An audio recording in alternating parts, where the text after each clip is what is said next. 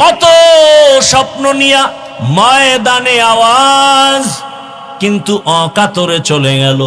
কেউ ভাবেও নাই সন্তানটারে নাকি হাতের মধ্যে নিয়ে বলেছিল, আমি যদি মরে যাই আমার সন্তানটাকে দেখে শুনে রাখিও। আজও কলিজা ভরে দোয়া করেছি, এমন একটা মোনাজাত নাই যেখানে আমি যুবকের জন্য কলিজা ভরে দোয়া করি না। ও আল্লাহ, আর জানো আমার এই জমিনের মধ্যে ওসমান হাদির মতো কারো প্রাণ ঝরে না যায়। কুদরতের ছায়া দিয়া আমার কলিজার প্রত্যেকটা যুবকের জীবনকে হেফাজত করিও। এরে আমার কলিজার বাবারা, আমার আল্লাহকে বেজার করা যাবে না কেন, সেই প্রশ্নের জবাবে আমি এতক্ষণ হাদিসের আলোচনায় আছি। আমার আল্লাহ কেমন দয়ার মালিক, সারা জীবন বয়ান করলে শেষ করা যাবে না। ওরে তুমি ঘুমাইতেছো রাতের বেলা, আল্লাহ যদি সজাগ করে না দেয় কেমনে সজাগ হইবা? আমার আল্লাহ সজাগ করে দিতেছে। আবার কত মা কান্দে, রাতের ঘুমের মধ্যে সন্তান চিরবিদায় হয়ে গেছে। ও আমার যুবক, এত কষ্ট করে এত দৌড়ান দৌড়াই, না খানা না ঘুম না শান্তি, পায়ে ধরে ধরে বলি বাবা তুমি স্কুলে পড়ো, কলেজে পড়ো, চাকরি করো, ব্যবসা করো, আমি কলিজা ভরে দোয়া করি। আমি একথা একবারও বলি নাই স্কুল বন্ধ করে মাদ্রাসায় যাও, তাবলিগে যাও, পীরের কাছে যাও, না হয় জাহান্নামে যাবে। বাংলাদেশে আমি যুবকদের খুব ওজন দিয়া বলি, যুবক তুমি স্কুল ছাড়বা না, কলেজ ছাড়বা না। আমার দেশে মাওলানা মুফতি মুহাদ্দিসের অভাব নাই আলহামদুলিল্লাহ, তবে কলিজায় দুঃখ, আমার দেশে আদর্শবান ডাক্তারের অভাব, আদর্শ ইঞ্জিনিয়ারের অভাব, আদর্শবান ওসি ডিসি এসপির অভাব। আর যদি আমার দেশের সব থানা জেলার ওসি ডিসি এসপি 5 ওয়াক্ত নামাজি হয়ে যেত, কোন সুদখোরের অনুমতি নিয়ে ওয়াজের ময়দান সাজাতে হতো না। ঠিক কিনা বলো? এরে আমার যুবক, তুমি ডাক্তার হও, দোয়া করে গেলাম, কলিজা ভরে দোয়া করি। ইঞ্জিনিয়ার হও, প্রফেসর হও, আরে তোমার মতো যুবক বিজ্ঞানী, তোমার মতো যুবকেই তো ইঞ্জিনিয়ার, তোমার মতো যুবক তো ডাক্তার জাকির নায়েক। কে না চিনে তাকে? অথচ হোমিওপ্যাথিক ডাক্তার, এত সুনাম। এরে যুবক, আমি হাসির জন্য বলি না রে বাবা, মনে চাই নিচে নেমে আসি, তোর পাও দুইটা জড়ায় ধরি, আর বলতাম যুবক পায়ে ধরে বলি, আর দাড়ি কেটে আমার রসুলের কাদাস না রে যুবক, আর আমার মাওলাকে সারা ভিন্ন জায়গায় মাথা নত করিস না। ফিরে আয়, আল্লাহর পথে ফিরে আয়। ও যুবক, আমি নিচে নেমে পাও ধরার জন্য রেডি হয়ে বসে আছি। একটা যুবক, তুমি দিনের পথে চলে আসো। তুমি ডাক্তার হও, ইঞ্জিনিয়ার হও, তুমি প্রফেসর হও, তুমি একজন এমপি হও, তুমি একজন চেয়ারম্যান হও, তবে আমার আল্লাহকে নিয়ে জিন্দা থাকো। তোমার সম্মান এত বেশি, আজকে তুমি টাকার পেছনে দৌড়াও কেন? জ্ঞানটাকে কাজে খাটাও, চরিত্র ঠিক রেখে বড় হও, লেখাপড়া করে একটা জায়গায় যাও, টাকাওয়ালারা তোমার পেছনে ঘুরবে। আল্লাহর ভয় অন্তরে জমা করো, ওই মালিকের আপন বানাইয়া চলো।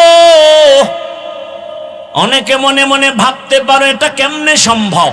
হ্যাঁ, তুমি এবার নিজে তাকায় দেখো, জীবনে মাদ্রাসায় যায় নাই, আলিফ বা তাও শিখে নাই। তোমার লাইনের জেনারেল যুবকটা স্কুলে পড়ে, কলেজে পড়ে, 5 বেলার নামাজ পড়ে নাই? বলো তোমার কপালটা কেন এত খারাপ? তুমি পারো না কেন? কত ওসি, কত ডিসি, কত এসপি 5 বেলার নামাজ পড়ে। তোমার লাইনের যুবক র্যাব, আর্মি, পুলিশ, বিডিআরের চাকরি করে নামাজ ছাড়ে না, নদীর মধ্যে মাছ ধরে নামাজ বাদ দেয় না। বলো তুমি কেন পারো না? রাস্তায় গাড়ি চালায় কত যুবক নামাজ ছাড়ে না, বলো তুমি কেন নামাজ পড়ো না? আমার মন বলে তোমার কপালটা পুড়িয়া গেছে, তাড়াতাড়ি তওবা করে নাও। কয়দিন আর বাঁচবা? মরণ যদি হয়ে যায় খালি হাতে কবরে যেতে হবে। ও যুবক রে, ঘুমের মধ্যে লাশ, যুবকের লাশ। ওই যে কয়েক মাস আগে আমি বাইতুল্লাহর সামনে জিয়ারতে ছিলাম, হঠাৎ খবর শুনতেছি এক আল্লাহর বান্দা বিদেশে টাকা পয়সা কামাই করে আসছে, বাংলাদেশে পরিবার নিয়ে কিছুদিন আনন্দ করে আবার চলে যাবেন। এয়ারপোর্টে নামলো, পরিবারের লোকেরা গাড়ি নিয়ে আসছে, গাড়ির মধ্যে উঠছে, কত দিনের আনন্দ। যাইতে যাইতে যাইতে যাইতে বাড়ির কিনারায় যাওয়া মাত্র একটু দূরের থেকে গাড়িটা পানির মধ্যে পড়ে গেছে। ওই আল্লাহর বান্দা যুবক নিজের কাঁধে স্ত্রীকে টেনে টেনে নামাইছে। সন্তানটা বাচ্চা সন্তান, একটা শিশু বাচ্চা, বাবাকে যখন একটু ডাক দেয় কলিজাটা শান্ত হয়ে যায়, প্রাণটা ভরে যায়। ওই সন্তানটা পর্যন্ত মরে গেল। সাংবাদিক জিজ্ঞাসা করতে গিয়া এই পরিমাণ কান্না করেছে। আর বলে মানুষ গরিব থাকলেও তো ছেলে মেয়ে নিয়ে এক জায়গায় থাকার একটা আনন্দ আছে, আমি কপাল পোড়া সে আনন্দ পেলাম না। টাকার জন্য বিদেশ গেলাম, সেখান থেকে আজ আমি টাকা স্বর্ণের অলংকার নিয়ে আসছি আমার বিবির জন্য, আমার সন্তানের জন্য। আজ আমার কপাল কেন এত খারাপ? বাড়ির দরজায় আসা মাত্রই কাছাকাছি গাড়িটা পড়ে আমার চোখের সামনে আমার কলিজার বাবাটা মরিয়া গেল, আমার হাতের সামনে স্ত্রী মরিয়া গেল। আমি এখন কোন ঘরে যাব? ঘরের বাতি দেনেওয়ালা নাই, আমাকে বাবা বলে ডাক দিয়া সান্ত্বনা দেওয়ার বাচ্চাটাও নাই। ও আল্লাহর বান্দারা, কার পেছনে ঘুরো? যার পিছে ঘুরো লেই খারাপ। তোরে মারার জন্য ওই বন্ধুটাই যথেষ্ট। শত্রু তোরে মারবে না, তোরে মারবে তোর এক প্লেটে খানেওয়ালা বন্ধু। ভাগে কম পড়লেই বলবে ওকে মাইনাস করে দাও, এ জমিন থেকে তাড়ায় দাও, ওকে রাখলে আমার ভাগে কম হয়ে যায়। এই বানা মানুষ মারার জন্য এখন কোনো দুশ্মনের দরকার হয় না। আপন মানুষ বন্ধুটা আপন বন্ধুটারে মেরে ফেলে। এরে আল্লাহর বান্দা, ভালো করে বুঝো। আজকে তুমি এখানে আছো, আল্লাহ বারবার বলে আমি আল্লাহ তোকে বলি না তুই চাকরি ব্যবসা ছেড়ে দিয়া শুধু আমাকে ডাক না। না, আমি আল্লাহ ইবাদতের বাউন্ডারির মধ্যে পুরো দুনিয়াটারে আটকায়া দিছি। ব্যবসা করো ইবাদত, চাকরি করো ইবাদত, ডাক্তারি করো ইবাদত, ইঞ্জিনিয়ার হও ইবাদতের লাইনে চলো, আল্লাহর মোহাব্বত নিয়ে চলো। ও আল্লাহর বান্দারা, আজকে তুমি সুস্থ বয়ান শুনতেছো, আগামীকাল এই টাইমে আল্লাহ না করুন হতে পারে তুমি হসপিটালের রোগী হয়ে যাবে। তুমি গিয়া মোবাইল চালায় গুনাহ করে করে ঘুমায় যাবা। 10টা 11টায় তোমার আম্মু এসে ডাকবে, বাবা ও আল্লাহ না করুন বুঝাবার জন্য বলি, হঠাৎ মা শরীর স্পর্শ করে দেখবে বরফের মতো ঠান্ডা। মা একটা চিৎকার দিয়া বলবে আমার বাবা দুনিয়াতে জিন্দা নেই। মাথাটা গরম হয়ে যাবে, আমাকে এখন কে আম্মু বলে ডাক দিবে, বাবায় টেলিফোন করবে, তোমার তো চক্ষু বন্ধ, রুহুটা চলে গেছে। বাবায় বলবে ইমাম সাহেব কোথায় যান, আমার সন্তান মরে গেছে, জানাজা না দিয়া যাবেন না। বাবা কাঁদবে আর বলবে, এক দলকে বলবে যাও বাঁশ বাগানে কবর খনন করো, আর এক দলকে বলবে কান্না করে আমার ঘরের পেছনে মশারি টানায় দেও, গরম পানি গোসল করার জন্য রেডি করো। তোমার আমার হাতের মোবাইলটা আর একজনে নিয়ে বলবে এ মোবাইল তো আমার, এখন আমার হাতের ঘড়িটা নিয়ে আর একজনে হাতে দিয়া বলবে ঘড়ির মালিক আমি। আমার গায়ের গেঞ্জিটা বেলেট দিয়ে কেটে কেটে মা বাবায় রেখে ফেলবে। এরপরে গোসল করায়া সাদা কাফন পরাইয়া জানাজার ময়দানে যখন নিবে, জানালা দিয়া মা ডাকবে আমার বাবাকে কই নাও, আমারে আর আম্মু বলে ডাকবে না, কই তোমরা নাও। বলে জানাজার ময়দানে, বলে শেষবারের মতো চেহারাটা দেখাও, আমার বাবার একটু দেখিয়ে নেই, একটা নজর দেখবো। জানাজা পড়ায় কবরে নিয়ে যাবে, ওই কবরে পাড়ায়া মাটি দিয়া সব যখন বিদায় হয়ে যাবে, কেউ নাই। আজ আমার ডানে বামে সামনে পেছনে কত বন্ধু কত ভক্তের অভাব নাই। আমি মরে গেলে কবরে রেখে সব যখন বিদায় হবে, আরে অন্ধকার রুমে আমি ঘুমাইতে পারি না, কোন অনেক ভয় লাগে। অথচ মাটির ঘরে আমি একা কেমনে থাকবো রে বাবা। ওই কবরের সম্বল যদি ইবাদত না নিয়ে কবরে যাও, আরে আমার আল্লাহর পক্ষ থেকে ফেরেশতা তিনটা প্রশ্ন করবে। রবের পরিচয় দাও, ধর্মের পরিচয় দাও, রহমাতুল লিল আলামিনের পরিচয় দাও। এই তিনটা প্রশ্নের জবাব যারা দিতে পারবে তাদের কবর হবে রওজাতুম মির রিয়াজিল জান্নাহ। আর যারা প্রশ্নের জবাব দিতে পারবে না, আল্লাহর পক্ষ থেকে অর্ডার হয়ে যাবে, ও ফেরেশতা, এই নাফরমানকে আমি দুনিয়াতে কম নেয়ামত দেই নাই, আমি আল্লাহ কোনোদিন বাধাও দেই নাই, আমি আল্লাহ অনেক ছাড় দিয়েছি, নামাজ পড়ে নাই, রোজা রাখে নাই, আমি আল্লাহ একবারও রাগ করি নাই, খানা বন্ধ করি নাই, বাতাস বন্ধ করি নাই, বরং আমি আল্লাহ পাক মুহাব্বতের নজরে বারবার ডেকেছিলাম। সে নামাজও পড়ে নাই, আলেমদের বয়ানও শুনে নাই, তওবাও করে নাই।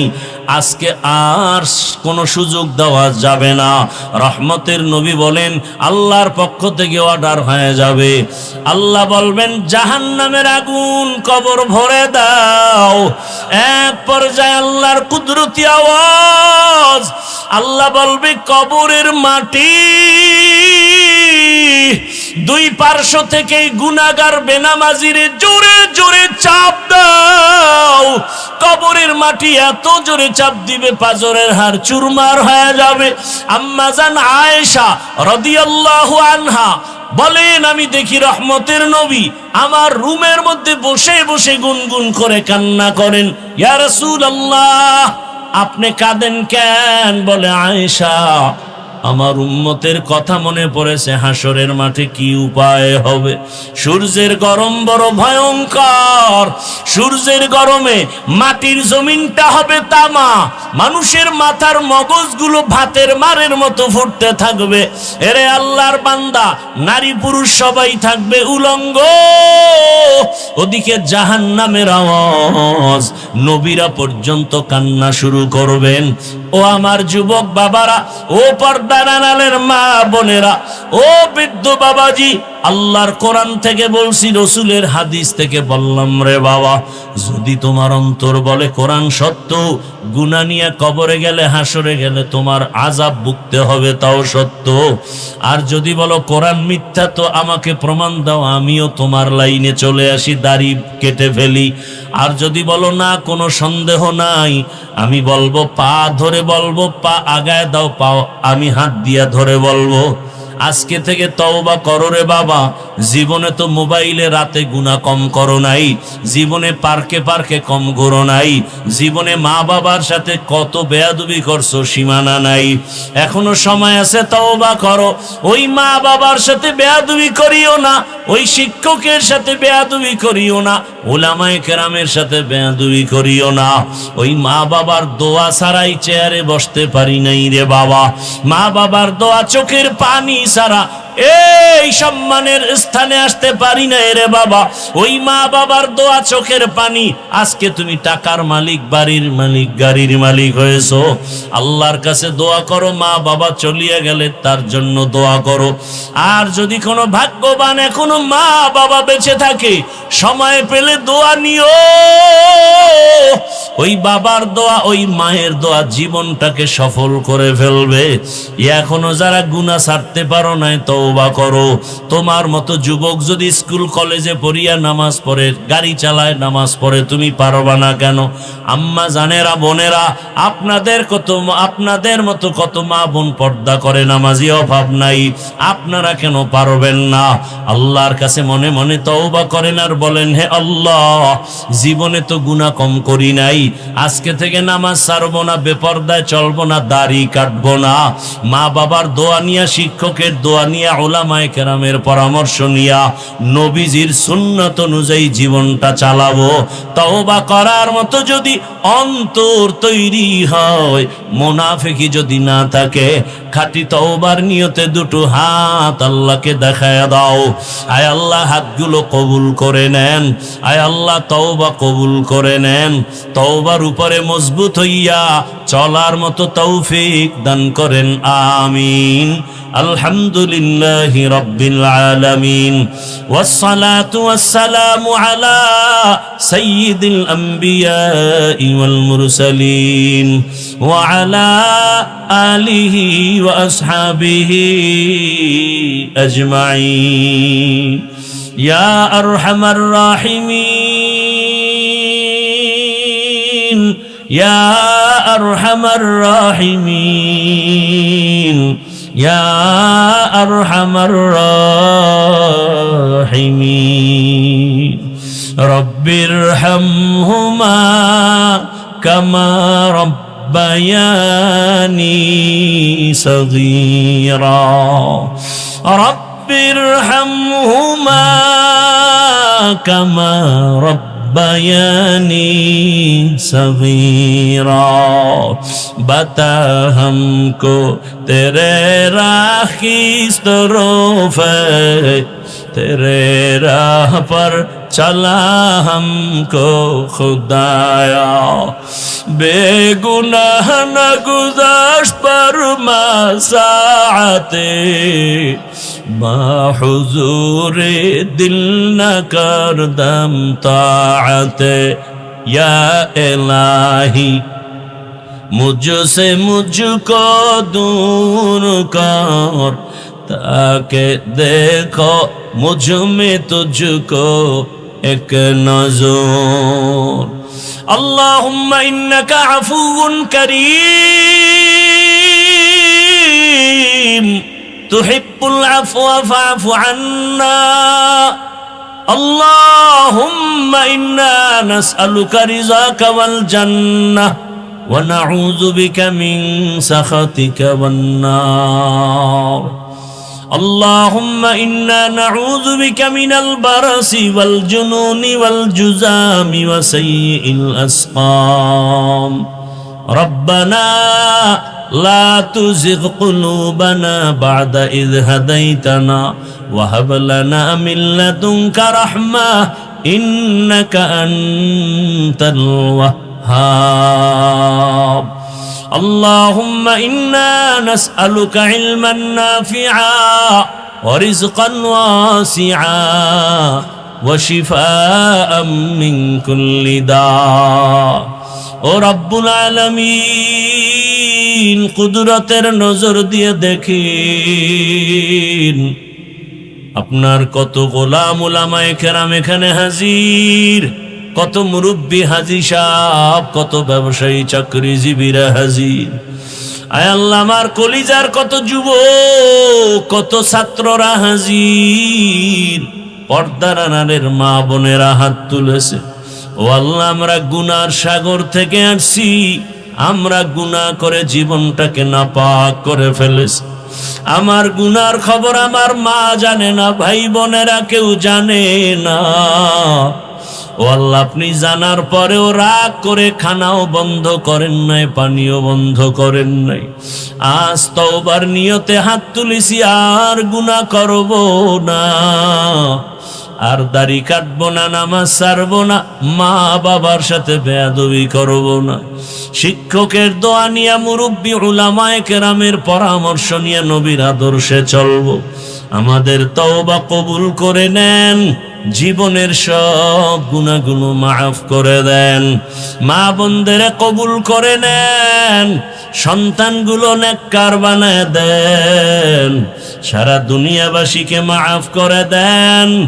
প্রবাসের জীবনে যারা কষ্টের জিন্দেগি নিয়ে কষ্ট করে রুজির জন্য কবুল করে নেন, রিজিকে বরকত বাড়ায় দেন, পেরেশানি দূর করে দেন।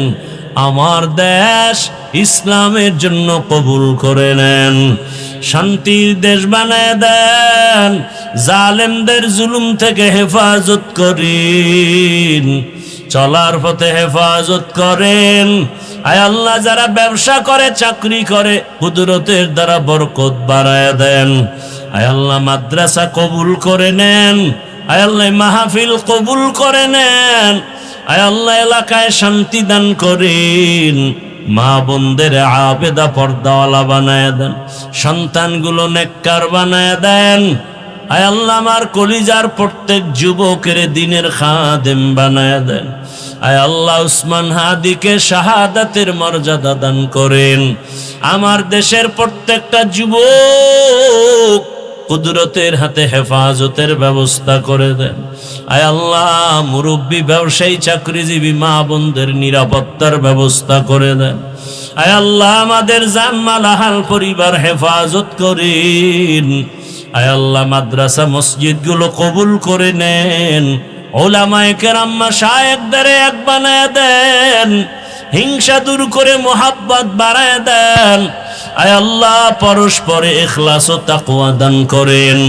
রব্বুল আলামিন, অভাবীদের অভাব দূর করে দেন, ঋণের বোঝা মাথায়। আয় আল্লাহ, কুদরতের দ্বারা আসানের সাথে ঋণ আদায়ের ব্যবস্থা করে দেন।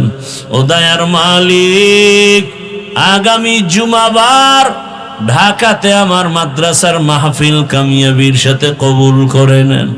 আয় আল্লাহ, মেহমানরা আসবেন সারা দেশ থেকে, কুদরতের দ্বারা ইজ্জতের হেফাজত করেন। অনেক খরচ অর্থের, আয় আল্লাহ অর্থের যোগান কোথায়? কুদরতের দ্বারা রাস্তা খুলে দেন রে আল্লাহ। আপনার খাজানায় অভাব নাই, আমরা সব দুর্বল, সকলের দিলের নেক আশা পূরণ করে দেন আল্লাহ। আমরা যারা হাত তুলেছি জানি না এখানে কারা ইয়াতীম, আর বাবার চেহারাও দেখবে না, বাবা বলে ডাক দিতে পারবে না। কে মা হারা, কে ভাই হারা, কে বোন হারা অসহায়, সবার কবর জান্নাতের বাগান বানায় দেন আল্লাহ। যারা বেঁচে আছেন হায়াত বাড়ায় দেন, অসুস্থ যারা কুদরতের দ্বারা সুস্থ করে দেন আল্লাহ। ইব্রাহিম আলাইহিস সালাম মেহমান সারা খানা খায় না, আর আপনারা মেহমান দেখলে ইস্তেগফার পড়েন, অন্য দিক দা ভেগে চলে যান। আম্মাজানদেরও কিছু কিছু এরকম অভ্যাস, মেহমান পছন্দ করে না। অথচ রহমতের নবী বলেন, মেহমান তোমার ঘরের দরওয়াজায় যদি যায়, তোমার জীবনও ধন্য। মেহমান তোমার জীবনের ভাগ্যের একটা চাল দানা খায় না, বরং মেহমান তার নিজের রিজিকটাই সেখানে খায়। মেহমান আসলে রিজিকে বরকত হয়, রুজিতে বরকত হয়। ইব্রাহিম আলাইহিস সালাম মেহমান ছাড়া কখনো খানা খান না। আজকে অপেক্ষায় আছেন, খানা খাবেন, কিন্তু মেহমান পাওয়া যায় না। নির্দিষ্ট না, জারি রাস্তায় পায়ে রে ধৈর্য নিয়ে খাওয়াইয়া দেয়, আসো এক দস্তরখানে খানা খাই। রসুলের সুন্নাত, মক্কা মদিনায় যাবেন, এখনো সেই রসুলের আদর্শ। কোটিপতি মক্কার টাকাওয়ালা মালিক যেই দস্তরখানে খায়, তাদের কাজের লোকেরাও একই দস্তরখানে খায়। এ হলো রসুলের আদর্শ। রহমতের নবী গরিব বলে কাউকে তাড়ায়া দেন না, কারণ আল্লাহর গোলাম। তুমি কাকে তাড়াইয়া দিতেছ? আমার মাওলায় তো তারায় দেয় না, তুমি কেন দাও? ইব্রাহিম আলাইহিস সালাম আজকে মেহমান পায় না, হঠাৎ এক মুশরিক আমার আল্লাহর বিরুদ্ধে আচরণ করনেওয়ালা রাস্তা দিয়ে হেঁটে যায়। কাশো ভাইজান আমার ঘরে একসাথে খানা খাও। খানা খাওয়ার প্লেটের কাছে নিয়ে যখন শুনলো, জানতে পারলো এটা আমার জাতি ভাই মুসলমান না, খানার প্লেট থেকে তখন উঠাইয়া দিছে, যাও আমি বিধর্মীকে নিয়ে এক দস্তরখানে খাবো না। ওই মুশরিক আল্লাহর গোলাম মনে কষ্ট পায় যখন বিদায় হয়, সাথে সাথে জিবরাইল আমিনের আগমন হয়ে গেল, ওহী নাজিল হয়ে গেছে, রে ইব্রাহিম মাত্র একটা বেলা খানার জন্য তোমার দরজা আসে নাই, চলন্ত পথে তুমি নিয়ে আসছো। এই বান্দাটাকে তুমি তোমার ধর্মের না বলে তুমি তাড়ায় দিয়েছ, খানা দাও নাই, পেটের ক্ষুধা নিবারণ করো নাই। ও ইব্রাহিম, এই বান্দার বয়স কত জানো? জীবনে দুনিয়াতে আসা থেকে আজ পর্যন্ত তোমার রবের খানা দিয়েছেন। আরে বিরোধিতা তো তোমার করে না, বিরোধিতা তো করে আমার। সেজদাটা তো আমাকে দেয় না, কপালের সেজদা তো আমার জন্য খাস। ওই সেজদা দেয় আগুনের সামনে গিয়া, তাহলে আমার কষ্ট লাগবে তো বেশি। অথচ তুমি মাত্র এক বেলার খানা দাও নাই, আর এই দীর্ঘ বছর আমার এই গোলামটাকে আমি এক বেলা খানা বন্ধ করি নাই, কারণ আমি রব, আমার মায়া বেশি। তুমি ওরে বানাও নাই, আদর করে বানাইছি আমি। আমার বানানো বান্দার উপরে আমার এত দয়া, আমার এত মায়া, আমি চাই না আমার বানানো বান্দাগুলো জাহান্নামের আগুনে যাবে। এক সেকেন্ডের জাহান্নামের গরম সহ্য করতে পারবে না। আমি আল্লাহ চাই না আমার কোন গোলাম জাহান্নামে যাবে। এ কারণে যারা বেলাইনে দৌড়ায়, আমি নবী পাঠাইয়া যুগে যুগে সতর্ক করিয়েছি, জাহান্নামের পথে যাইও না রে যুবক। এক সেকেন্ডের জাহান্নামের আযাব গরম সহ্য করতে পারবা না রে বাবা। সব নবী রাসূল এই দাওয়াতই দিলেন জাহান্নাম থেকে বাঁচো। আমার রাসূল এই দাওয়াত দিলেন যে জাহান্নাম থেকে বাঁচো।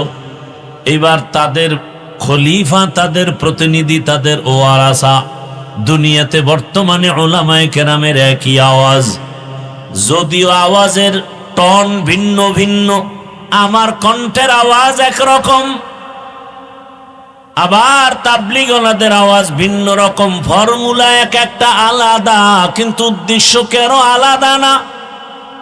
আমার পেটের ভেতরে ব্যথা, ডাক্তার দেখাবো, গেলাম সিরাজগঞ্জ বাজারে, কথার কথা ওখানে তো হোমিওপ্যাথিক ডাক্তারও বসে আছে। যদি বলি আমার পেটের রোগ নিরাময় করেন, সে দিবে আমাকে লিকুইড পানি, বলবে 10টা ঝাঁকি দিয়ে তুমি 2 ফোঁটা করে খাও। ওই পেটের রোগের জন্য আমি ঘুরিয়া যদি MBBS ডাক্তারের কাছে যাই, ওই ডাক্তার বলবে ইনজেকশন দাও, সিরাপ নাও, ট্যাবলেট ক্যাপসুল নাও। আবার কোনো কবিরাজের কাছে গেলে বলবে তুমি তাবিজ নাও। আমি যেটা বুঝাতে চাই ভালো করে বুঝেন, হোমিওপ্যাথিক ডাক্তারের সিস্টেম আর ফর্মুলা আলাদা, MBBS ডাক্তারের রোগের ফর্মুলার চিকিৎসা ফর্মুলা আলাদা। কবিরাজের চিকিৎসা ফর্মুলা আলাদা, কিন্তু উদ্দেশ্য কারো আলাদা নাই। হোমিওপ্যাথিক ডাক্তারও চায় পেট ব্যথা ভালো হয়ে যাক, এমবিবিএস ডাক্তারও চায় পেট ব্যথা ভালো হয়ে যাক, কবিরাজও চায় পেট ব্যথা ভালো হয়ে যাক। ভাইরা আমার,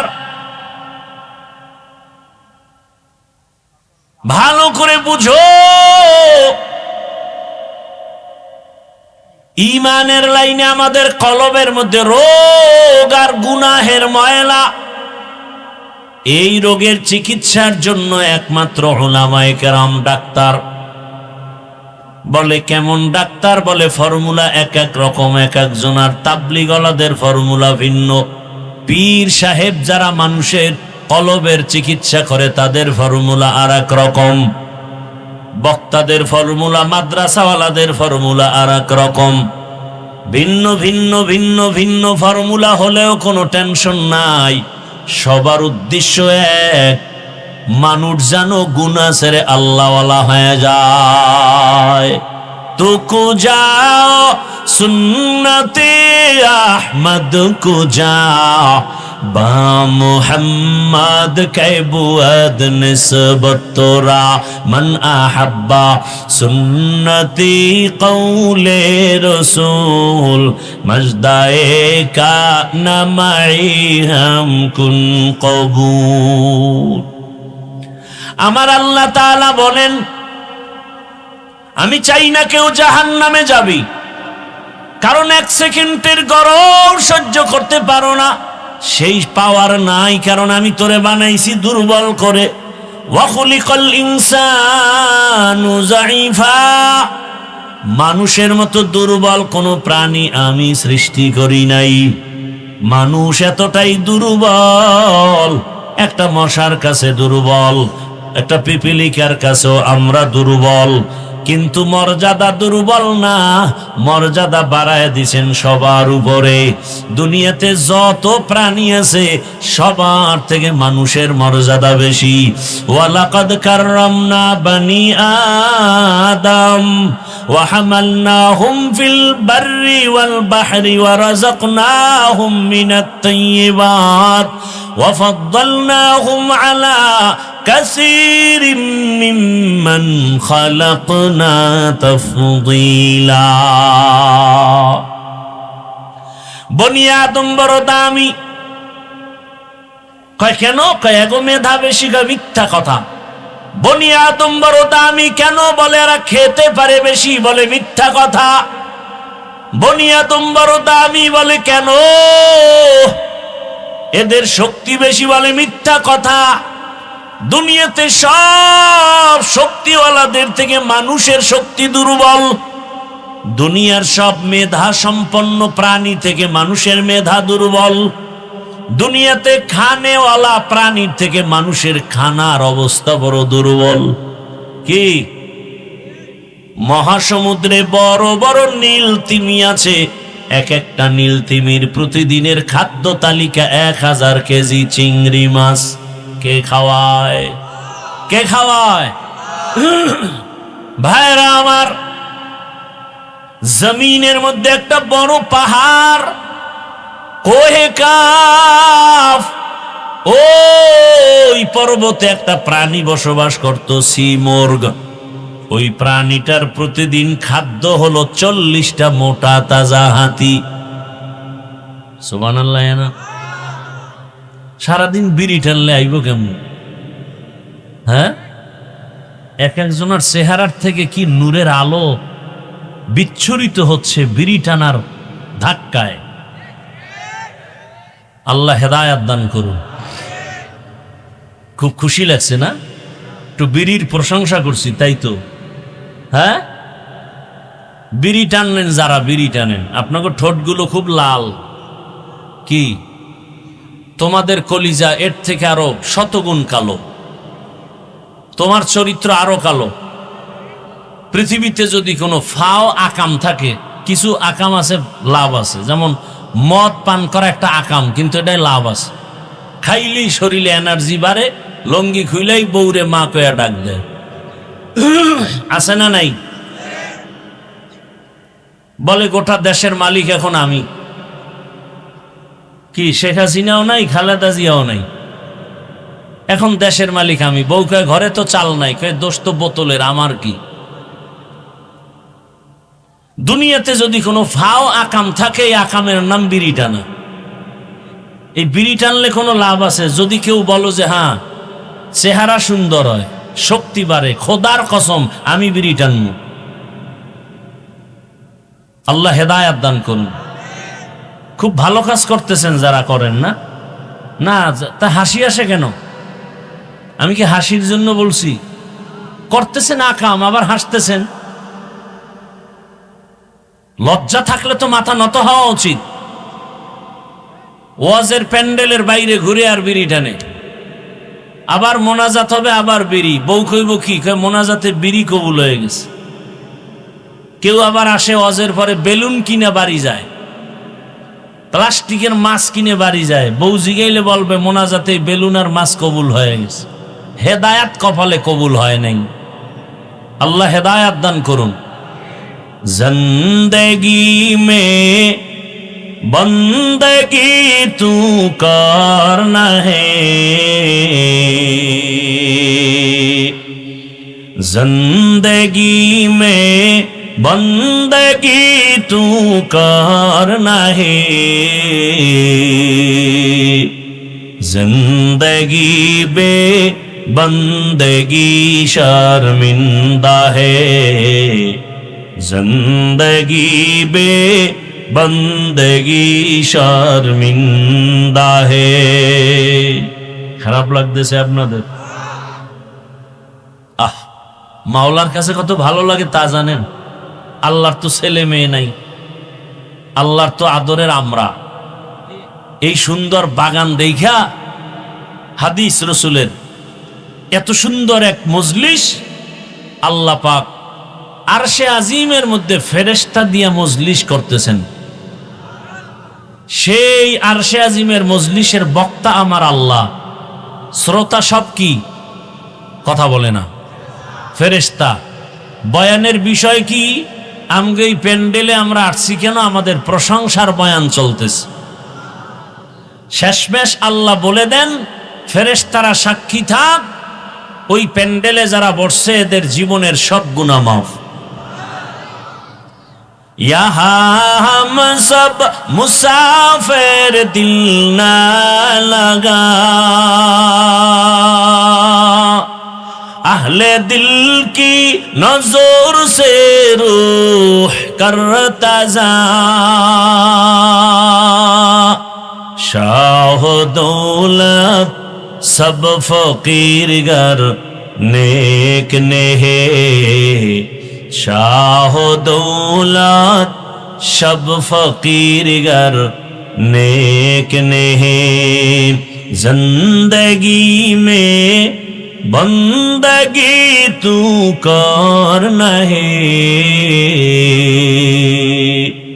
जिंदगी बे बंदगी शर्मिंदा है, जिंदगी बे बंदगी शर्मिंदा है, जिंदगी में बंदगी कौन बंदगी, बंदगी बे जिंदगी शर्मिंदगी।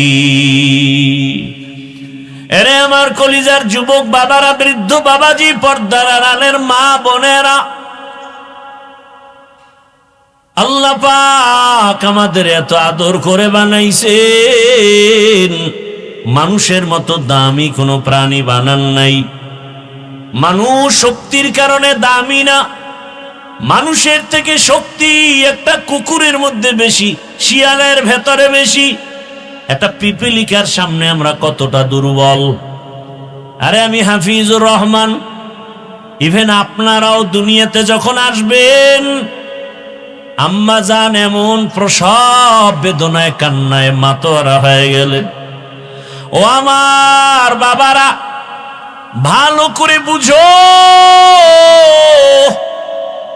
আমার আম্মা জানের কণ্ঠের আওয়াজ এত ছোট, কারণ আমার আল্লাহর ভয় নারীদের শরীরটা ঢেকে রাখা যেমন ফরজ, তাদের কণ্ঠের আওয়াজটাকে বেগানার থেকে আটকায় রাখা ফরজ।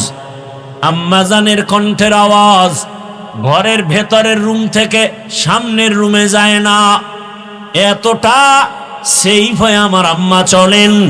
কিন্তু যেদিন আমি দুনিয়াতে আসব, প্রসব বেদনা, আম্মাজানের এত কান্নার আওয়াজ, আম্মাজানের কান্নার আওয়াজে পাশের বাড়ির মানুষও ঘুমাইতে পারে না। ঠিক নেই? ভালো করে বুঝো, খালি কানসুক করো না, কিছু বুঝো। মায়ের আওয়াজটার কারণে বাড়ির ডানে বামের মানুষ ঘুমাইতে পারে না। বুঝতে পেরেছে কেন এত কান্নার আওয়াজ? যেই মায়ের কণ্ঠ বাইরে যায় না, ওই মায়ের কান্নায় পাশের ঘরের মানুষ ঘুমাতে পারে না। এত করুণকারী কাহিনী কেন? বলে প্রসব বেদনার কান্না। ওদিকে আমার দাদি, আর এক পাশে আমার নানি আমার আম্মারে সান্ত্বনা দেয়, কান্না করো না, ধৈর্য ধারণ করো। আম্মার কান্না বন্ধ হয় না। এক পর্যায়ে মা বেহুশ হয়ে যায়, আবার হুশে আসে। হঠাৎ আমার আম্মা জান ডাক দিয়া কয়, ও আমার শাশুড়ি আম্মা, আপনারা আমার থেকে একটু দূরে যান, 1 মিনিটের জন্য আমার স্বামীকে একটু আমার কাছে আসতে দেন। আমার আব্বা জানকে ডাকছেন, আমার আব্বা জান আসছেন। আম্মা জান হাতটা ধরিয়া কান্না করে আর বলে, স্বামী, বাবার কত মায়া কত মমতা ত্যাগ করে তোমার ঘরে আসছি, তোমার মন ভরে খেদমত করতে পারি নাই, তোমার সংসারটা সুন্দরভাবে ধরে রাখতে পারি নাই। তোমারে আমি উপরে উঠাবার জন্য, তোমার সংসারটা ঠিক রাখার জন্য আমি কত ভুল পর্যন্ত করেছি। আমারে আজকে তুমি মাফ করে দাও, আর আমি বাঁচব না। বাবায় কান্না করে আর বলে, বিবি কান্না করিও না, ধৈর্য ধারণ করো। মা কাঁদে আর বলে, স্বামী তুমি বুঝো না, আমার চোখে দেখা অমুক এলাকার অমুক নারী মরে গেছে, বাচ্চা হওয়ার সময় মরে গেছে। আমার মাথায় 7 আসমানের বোঝা, আমি সহ্য করতে পারি না। আমার বারবার কেন যেন মনে হয় আমি মরে যাব। বাবায় কয়, মা তুমি আমারে মাফ করো, ধৈর্য ধারণ করো। দৌড়াইয়া গিয়া ওযু বানাইয়া সেজদায় পড়ে কাঁদে আর বলে, হে মালিক, তুমি আমার স্ত্রীকেও হেফাজত করো। আয় আল্লাহ, প্রসব বেদনা তুমি আসান করে দাও। ও সন্তানেরা, জানো না, এই কারণেই তো আমার রহমতের নবী বাবা মায়ের ক্ষেত্রে মায়ের কথাটা 3 বার নিয়ে আসছেন। মায়ের কত কষ্ট রে বাবা, এত কষ্ট ঋণ চামড়া খুলে যদি জুতা বানায় দাও, কোনদিন তার ঋণ আদায় হবে না। এমন কষ্ট মা করেছেন। ও আল্লাহর বান্দারা, আমরা এতটা দুর্বল, অথচ একটা বকরি ছাগলের বাচ্চা যখন আসে, ডানে বামে কোনো সহযোগিতাকারী আসেনি, কেউ নাই। বাচ্চা দুনিয়াতে আইসা নিজে নিজে 4 পায়ে বাচ্চা দাঁড়ায় গেছে। মায়ের দুধ কোথায় খুঁজা খুঁজা বের করছে। মায়ের দুধের ওলানটা শক্ত, কোনো ঔষধও আনার প্রয়োজন মনে করে নাই। মাথার কপালের অগ্রভাগ দিয়া ওলানের উপরে জোরে জোরে ধাক্কা দিয়েছে, তো ওলানটা নরম হয়েছে। জিব্বা নাড়া লাগানো মাত্র দুধ বাচ্চার পেটে চলে আসছে। আর আমরা কত দুর্বল, দুনিয়াতে আসা মাত্র মা চক্ষু বন্ধ বেহুশ। আমার দাদি আর নানি কয়ে, তাকায় দেখ ফুটন্ত গোলাপ। মায়ের এত কষ্ট, মাত্র একটা নজর আমার চেহারার দিকে দেওয়া মাত্র মায়ের কলিজার সব কষ্ট পানি হয়ে গেছে। জীবনের মূল কষ্ট মায়ের, প্রসব বেদনায়।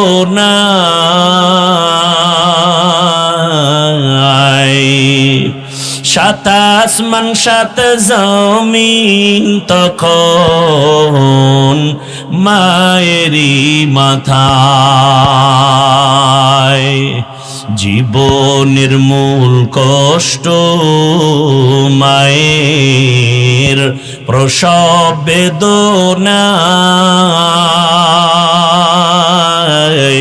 সাত আসমান সাত জমিন তখন মায়েরই মাথায়। আমার সুন্দর মুখ দেখে মায়ের, আমার সুন্দর মুখ দেখে মায়ের ব্যথা যায় দে হাসাইয়া। ও আমার প্রাণের মা, মা গো মা, কোথায় গেলে মোরে ছাড়িয়া? জনম দুঃখী ইয়াতীম আমি, চাই না কেহ ফিরিয়া। আমি যখন ছিলাম আমার মায়ের উদরে,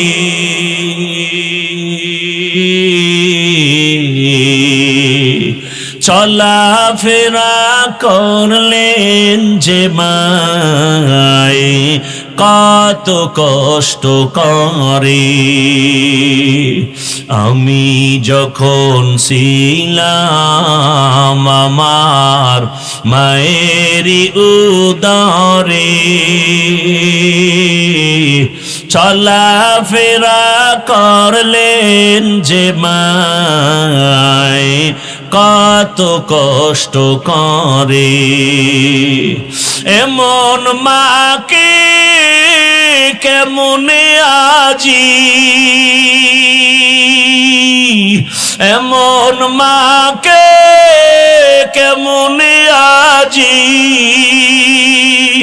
যাব আমি ভুলিয়া। ও আমার প্রাণের মা, মা গো মা, কোথায় গেলে মোরে ছাড়িয়া? জনম দুঃখী ইয়াতীম আমি, চাই না কেহ ফিরিয়া। মাগো আমি ইয়াতীম বলে সবাই দে তারাইয়া।